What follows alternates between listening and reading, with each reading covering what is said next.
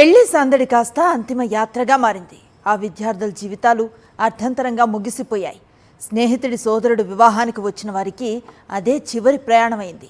పశ్చిమ గోదావరి జిల్లాలో జరిగిన విషాదకర ఘటన నలుగురు విద్యార్థుల కుటుంబాల్లో విషాదాన్ని నింపింది. ఇరగవరం మండలం ఐతంపూడి లాకుల సమీపంలో కారు అదుపు తప్పి కాలువలోకి దూసుకువెళ్లిన ఘటనలో నలుగురు యువకులు గల్లంతయ్యారు. మృతదేహాన్ని పోలీసులు వెలికితీశారు. ఇరగవరం మండలం ఐతంపూడి లాకుల వద్ద కారు కాలువలోకి దూసుకెళ్లడంతో నలుగురు యువకులు గల్లంతవడంతో తీవ్ర విషాద ఛాయలు అలుముకున్నాయి.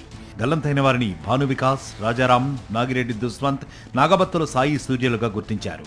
వీరంతా నరసాపురంలో చదువుకుంటున్న ఇంజనీరింగ్ విద్యార్థులు. స్నేహితుడి సోదరుడి వివాహానికి వెళ్లి కోనసీమ జిల్లా సకినేటిపల్లి మండలం మోరీ గ్రామానికి తిరిగి వస్తున్నారు. ఐతంపూడి లాకుల సమీపంలో కారు అదుపు తప్పి కాలువలోకి దూసుకెళ్లింది. ఘటన జరిగిన సమయంలో కారులో 5గురుండగా సంతోష్ అనే యువకుడు ప్రాణాలతో బయటపడ్డాడు. మిగిలిన 4 విద్యార్థులు గల్లంతయ్యారు. కారు కాళ్ళలో పడిపోయింది.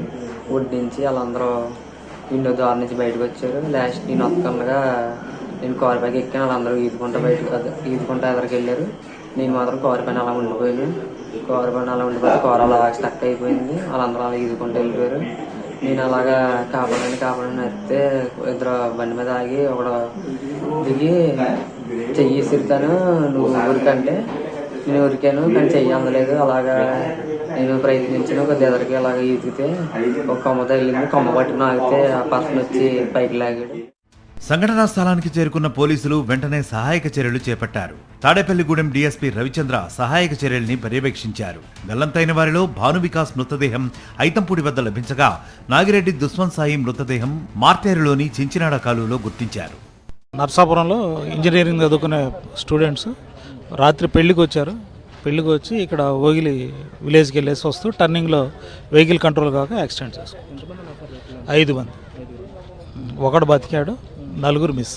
వివాహ వేడుకకు వెళ్లిన యువకులు విగత జీవులుగా మారడంతో ఆ కుటుంబాలు విషాదంలో మునిగిపోయాయి. సమాచారం అందుకున్న వెంటనే కుటుంబ సభ్యులు, బంధువులు ఘటనా స్థలానికి చేరుకున్నారు. ప్రమాదానికి గల ఖచ్చితమైన కారణాలపై పోలీసులు దర్యాప్తు చేస్తున్నారు.